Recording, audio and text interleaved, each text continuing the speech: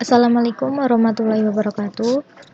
Perkenalkan, nama saya Nabilatul Fikrianisa, nomor induk mahasiswa 20041089.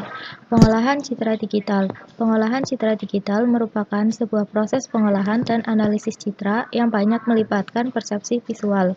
Dalam proses ini memiliki ciri data masukan dan informasi keluaran dalam bentuk citra. Secara umum, istilah pengolahan citra digital diartikan sebagai pemrosesan citra dua dimensi dengan menggunakan komputer.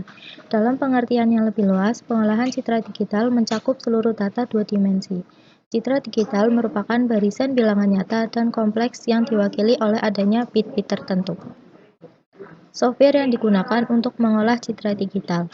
Yang pertama ada MATLAB, kedua ada R atau bahasa R, ketiga ada Jupyter Notebook atau bahasa Python.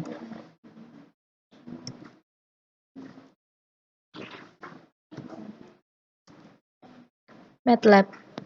Kelebihan, powerful untuk riset besar dan sains, penerapan formula matematis yang lebih mudah dilakukan, biaya lisensi yang mahal. Kekurangan, sulit diterapkan di microcontroller, butuh sumber daya komputer dengan spesifikasi di atas rata-rata. R atau bahasa R, kelebihannya powerful untuk riset besar dan sains, penerapan formula matematis yang lebih mudah dilakukan, ringan seperti Python, dan gratis. Kekurangan, tidak bisa diterapkan di microcontroller berbasis C atau Python, seperti Arduino dan Raspberry. Ketiga ada Jupyter Notebook atau bahasa Python. Kelebihan, powerful untuk riset besar dan sains, gratis, memiliki banyak library. Python diprediksi jadi bahasa pemrograman wajib di masa depan.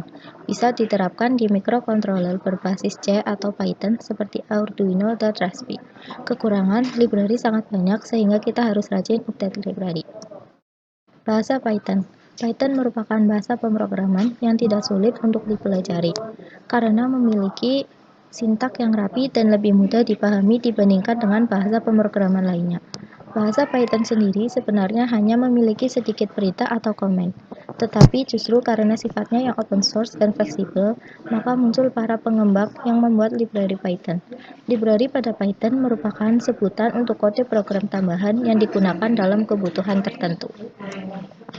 Fitur Python yang pertama berorientasi kepada objek, yang kedua mudah dikembangkan dengan menciptakan modul-modul baru. Modul tersebut juga bisa dibangun dengan bahasa Python. Memiliki tata bahasa yang mudah dipelajari, didukung sistem pengelolaan memori secara otomatis sehingga membutuhkan kinerja saat coding. Yang kelima, memiliki banyak fasilitas pendukung sehingga ketika mengoperasikannya terhitung mudah dan cepat.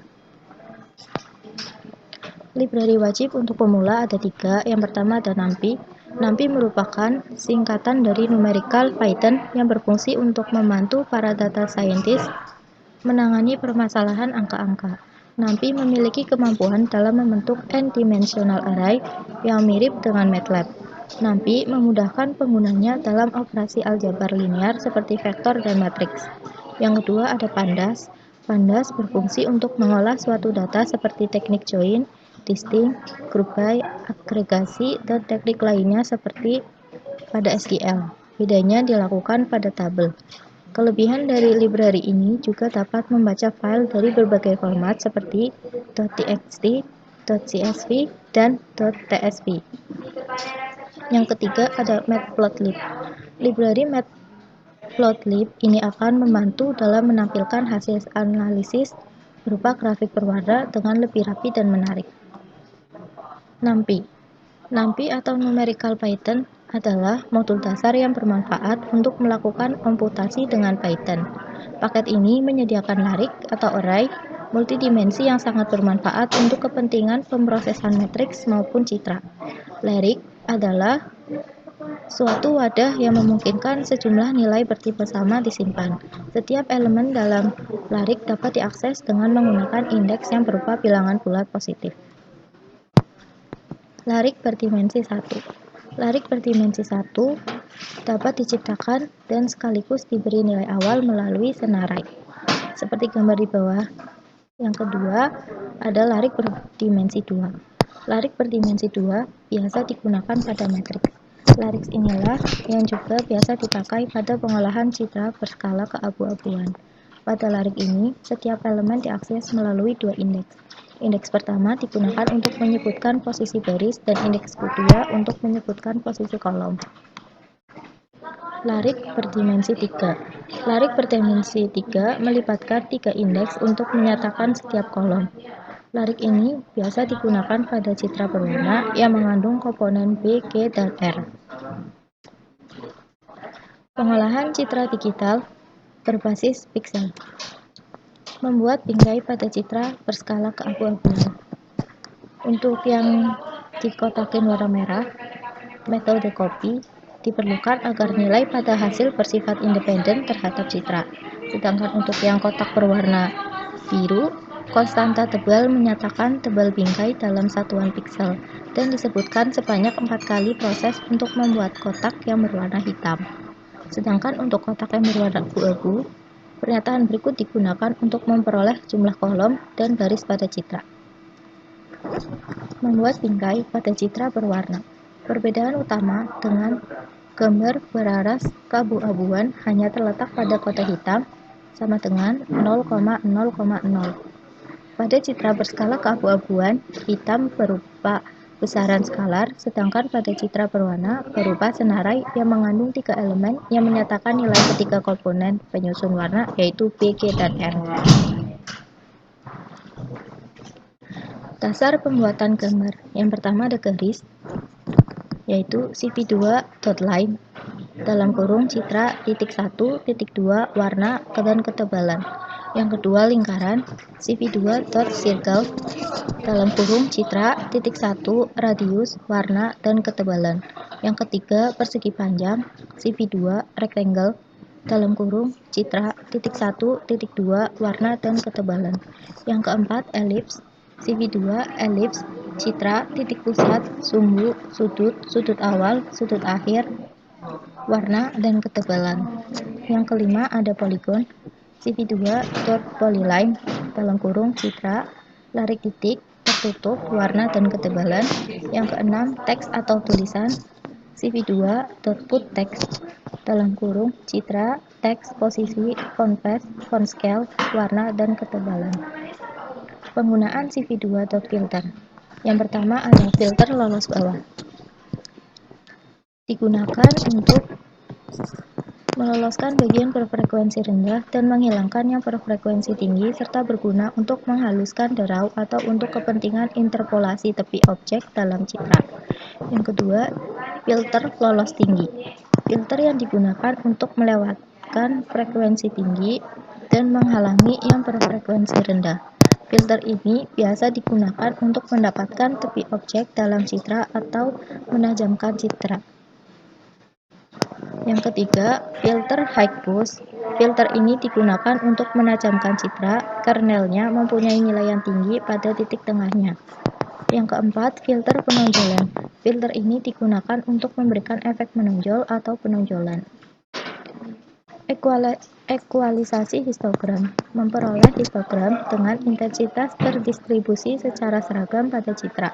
Dapat digunakan untuk meningkatkan kontras sehingga citra seperti mendapat pencahayaan yang merata. Ekualisasi histogram abu-abu. Untuk yang kotak merah, itu adalah perintah untuk membuat ekualisasi histogram pada citra. Sedangkan untuk kotak yang warna biru, perintah untuk menampilkan citra dengan tumpukan horizontal. Selanjutnya, ekualisasi histogram citra berwarna. Untuk kotak merah, merupakan perintah untuk membagi kanal, sedangkan yang kotak berwarna biru, perintah untuk membuat ekualisasi histogram pada citra. Dan kotak yang warna ungu adalah perintah untuk menggabungkan kanal.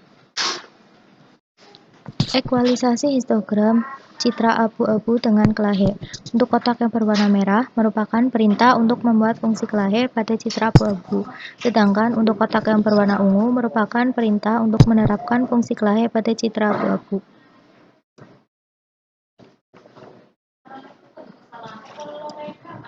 Ekualisasi histogram citra dengan kelahe berwarna. Untuk kotak yang berwarna merah digunakan untuk perintah untuk membuat fungsi kelahi pada citra berwarna. Sedangkan untuk kotak yang berwarna kuning merupakan perintah untuk menerapkan fungsi kelahi pada citra berwarna. Sedangkan untuk kotak berwarna biru merupakan perintah untuk menggabungkan kanal citra yang terbagi. Operasi morfologi. Morfologi adalah teknik pengolahan citra digital dengan menggunakan bentuk shape dengan pedoman dalam pengolahan. Nilai dari setiap piksel dalam citra digital hasil diperoleh melalui proses perbandingan antara piksel yang bersesuaian pada citra digital masukan dengan piksel tetangganya. Operasi morfologi bergantung pada urutan kemunculan dari piksel, tidak memperhatikan nilai numerik dari piksel sehingga teknik morfologi sesuai apabila digunakan untuk melakukan pengolahan binari, image, dan grayscale image. Dengan mengatur atau memilih ukuran dan bentuk dari metrik kernel structuring element yang digunakan, maka kita dapat mengatur sensitivitas operasi morfologi terhadap bentuk tertentu spesifik pada citra digital masukan. Macam-macam operasi morfologi ada.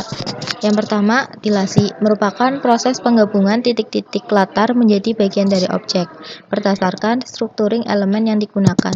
Yang kedua, ada erosi merupakan proses penghapusan titik-titik objek menjadi bagian dari latar berdasarkan structuring elemen yang digunakan. Yang ketiga, opening, proses erosi yang diikuti dengan dilasi. Yang keempat, ada closing, yaitu proses dilasi yang diikuti dengan erosi, dan lain-lain. Selanjutnya, transformasi Fourier. Transformasi Fourier merupakan operasi transformasi yang mengubah domain suatu sinyal periodik dari domain waktu menjadi domain frekuensi. Transformasi ini umumnya digunakan pada bidang pengolahan sinyal digital maupun bidang pengolahan citra digital. Fourier transform digunakan untuk menganalisis karakteristik frekuensi berbagai filter. Untuk gambar dua dimensi, Discrete Fourier Transform atau DFT digunakan untuk mencari domain frekuensi. Sebuah algoritma cepat yang disebut Fast Fourier Transform atau FFT digunakan untuk perhitungan Discrete Fourier Transform atau DFT. Perbaikan citra dengan menggunakan metode Gaussian filter dan Mean filter. Gaussian filter adalah salah satu filter linear dengan nilai pembobotan untuk setiap anggotanya dipilih berdasarkan bentuk fungsi Gaussian. Filter Gaussian dipilih sebagai filter penghalusan berdasarkan pertimbangan bahwa filter ini mempunyai pusat Kernel. Filter Gaussian sangat baik untuk menghilangkan noise yang bersifat sebaran normal, yang banyak dijumpai pada sebaran citra hasil proses digitasi menggunakan kamera karena merupakan fenomena alamiah akibat sifat pantulan cahaya dan kepekaan sensor cahaya pada kamera itu sendiri. Sedangkan Mean filter merupakan salah satu filtering linear yang berfungsi untuk memperhalus dan menghilangkan noise pada suatu citra yang bekerja dengan menghentikan intensitas nilai piksel dengan rata-rata dari nilai piksel tersebut dengan nilai piksel-piksel tetangganya, dan jumlah piksel tetangga yang dilibatkan tergantung pada filter yang dirancang. Tahapan perbaikan citra dengan menggunakan metode Gaussian filter dan Mean filter. Yang pertama, input citra. Pada tahap ini, citra hasil kaptur dari kamera atau foto dimasukkan untuk dijadikan citra training. Citra diambil sebanyak 5 data foto tangan. Jika citra akan diproses dengan Gaussian, maka masuk pada Gaussian. Jika tidak, akan diproses dengan Mean. Gaussian text. Yang kedua, ada Gaussian text. Pada tahap ini, citra asli yang bernoise akan dipilih jika akan diproses dengan Gaussian filter yang nanti akan menjadi bahan untuk dilakukan pengolahan. Yang ketiga, ada proses Gaussian. Pada tahap ini, citra yang telah dipilih untuk diproses ke Gaussian filter, kemudian dilakukan proses perbaikan citra dengan menggunakan metode Gaussian filter. Yang keempat, hasil Gaussian. Pada tahap ini, citra yang telah diproses dari Gaussian filter akan menampilkan hasil dari proses Gaussian filter. Yang kelima, proses Mean. Pada tahap ini, citra asli yang bernoise akan diproses dengan menggunakan Mean filter yang kemudian akan ditampilkan hasilnya di Mean. Yang keenam, hasil Mean. Pada tahap ini adalah menampilkan hasil dari citra yang telah diproses dengan menggunakan Mean filter. Sekian presentasi dari saya, apabila ada salah kata mohon dimaafkan. Assalamualaikum warahmatullahi wabarakatuh.